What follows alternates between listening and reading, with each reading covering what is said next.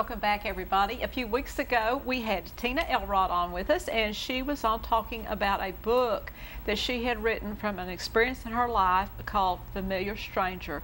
Well, now she's getting ready to have a book signing, and I've read the book, and it's wonderful. And I hope that nobody ever has this experience, but there's other experiences in your life that you could have that could be similar that I'm sure it would help you. And anyway, she's here to tell us about the book signing as well as some ways that God has opened doors for her through this tragic experience. Welcome back to the program. Thank you. Okay. Thanks. First of all, let's talk about the book signing. When and where it's going to be. It's going to be Saturday, August the 27th at BJ's over in Trinity Square. Okay. Is it going to be at the, which beach? Okay, that's the Purse. Yes, ma'am. Okay. All right. And what is the time? It's from 11 a.m. until 4 p.m. Okay. And you will have books available there Yes, for ma'am. sale? Yes. All right. And what is the cost? They're $12. $12. Yes, and ma'am. well worth it, I promise. Thank you. So, okay. So, that again, that's August the 27th Yes. from 11 to 4 at BJ's in Trinity Square. Yes, ma'am. Okay. And you will be there live and in person? Yes, ma'am. All right. I'm very excited to meet some people. Yeah, really, really. So have the book sales been going pretty good? They've been so going far? really well. Good, good. Okay, you mentioned before we got started about some areas in which the Lord has opened some doors for you and ministered to you, I'm sure. Yes. Would you like to share some of those? Yes, I would. Okay. When I was writing the book, I joked about how, you know, I never thought that I would be a writer, definitely never thought I'd be able to stand up and speak in front of people.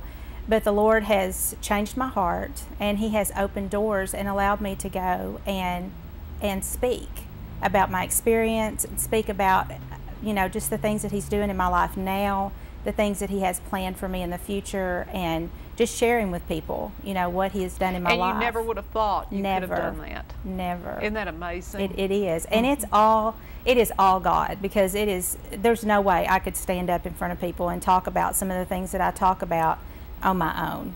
I mean, it's definitely, He has empowered me. Have you had anybody share with you about what the book has meant to them? Yes, I've had a lot of response about, and it's not just people that have been through what I went through, but just all kinds of experiences. Well, it can be related to any and bad a lot of them experience. have been broken relationships, you know, just broken relationships that they have now, you know, God has revealed to them that those relationships can be restored, and I've had people contact me about relationships that they're restoring, you know, that there's nothing, you know, there's no relationship beyond what God can repair and restore back even better than it was before. And that's happened in my life, with my family, and just people around me. Yeah, you share some of that in the book. Yeah. So, one thing that I thought was interesting in reading the book is the way it was written, which was a little different. Yes. Than most books. Yes. And is that the only way that you individually could relay your story? I just basically wrote as I experienced, and it is raw. I mean, it is straight from my experience, straight from how I process things, straight onto the paper.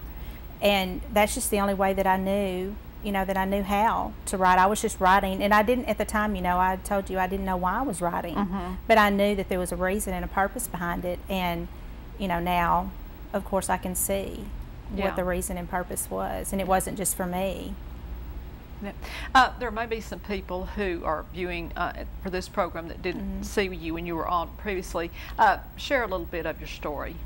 Well, when I was 18, I had left home and moved to Texarkana, and I actually took a ride from someone that I thought was going to take me home, ended up taking me back to his house and keeping me and raping me throughout the night. And over the next year, I just pushed all the feelings down. You know, I didn't deal with anything. I didn't want to deal with anything. I didn't think I had a bad response from the first few people that I told, and I just didn't want people to know. It was very embarrassing to me, and I didn't want people to know what had happened. And after almost 10 years, all of that came back up. I was married. I'd already had my child, and all those memories and flashbacks and everything started coming back. And that's when I started the journal. I started just journaling everything that I was going through. Didn't know why, I was doing it, but I knew there was a reason. And that is the book. I mean, and God has just taken, He has just taken every bit of it and just healed. He's healed my heart.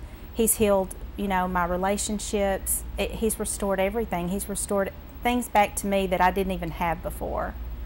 And probably had it not been for that horrible experience, you wouldn't be what you are today or who you are today and have these feelings and these restorations that you've had with your... Right. I believe that the enemy is out for us. I mean, he is there. That is his whole purpose, is to try to destroy God's children. And he tried and almost succeeded in destroying me. But when you turn that over to God, and anybody can do it, it doesn't take anybody extraordinary to do it. You turn that over to God, and He can take what the enemy intends to destroy you with and turn it for His good and for your good, and that didn't have to happen to me. It wasn't God's will for that to happen to me. No. But He took it. I gave it to Him. He took it, and But it could have destroyed you. It could have. It almost did. Yeah. It almost did. But you, depending on the Lord and your faith, is what got you through. And I know one thing, and of course when you relayed the story last time, it was, why did she get in the car with this guy? And that's one thing that you said many times throughout the book, that everybody else asked, why did you get in the car with him? Of course, who knows what an 18-year-old. Right. Why? And like I'd said before, I was wild. I'd done just about everything, and nothing had ever happened to me. I just didn't expect anything to happen. You sure didn't. None of us would. And it wasn't that I trusted this person. I just was unaware. But now, didn't you say though that he was a friend of your boyfriend? He said he was a friend of my boyfriend's, but he was not. Okay. And so that ultimately destroyed the relationship. Yes.